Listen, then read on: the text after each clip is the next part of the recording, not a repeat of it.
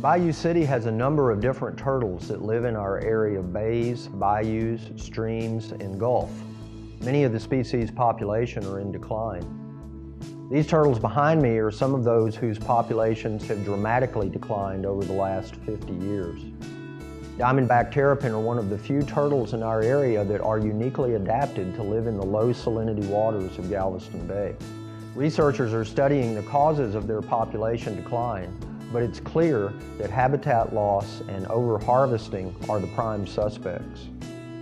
The loss of shell islands throughout the bay is one likely cause. These islands of shell hash are the only place where terrapins will lay their eggs. The loss of tidal marsh habitat is another culprit. Since 1950, over 30,000 acres of tidal marsh habitats have disappeared due to the effects of subsidence. These marshes are where terrapins feed and spend the winter. The turtles also were once gathered in great numbers to supply meat for soups. While research continues, it's certain that terrapin populations are a mere fraction of what they once were.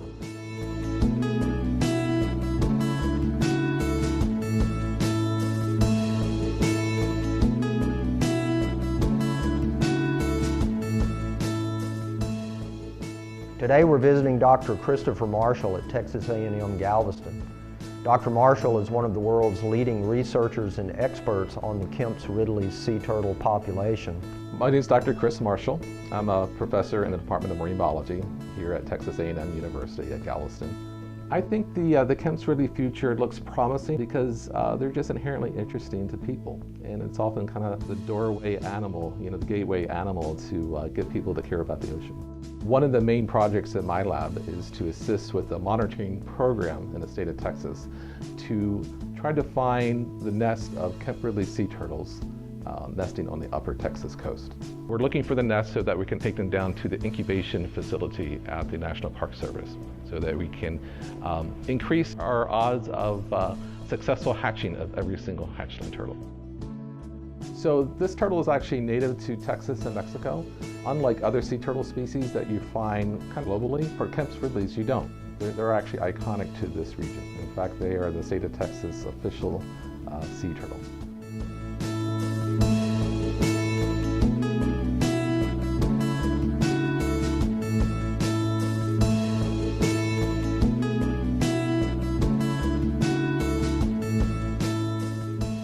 Well, biologists realized that they really had to intervene in this process, or Kemp's Ridleys were going to go extinct. And so there was a binational effort between the U.S.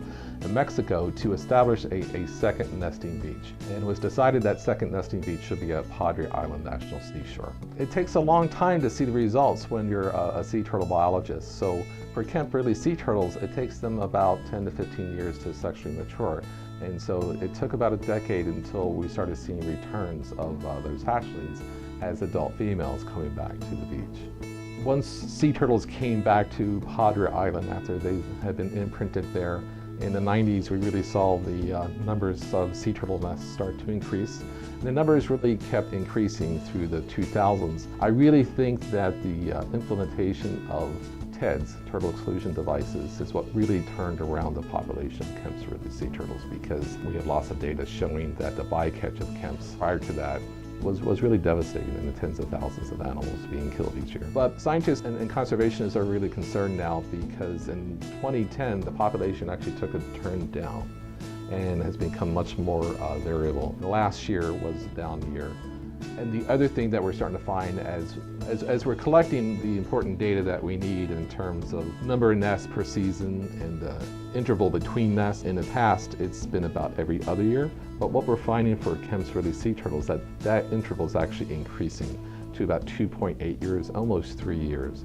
And the size of the turtles are decreasing too. So there's something that's happening to the population.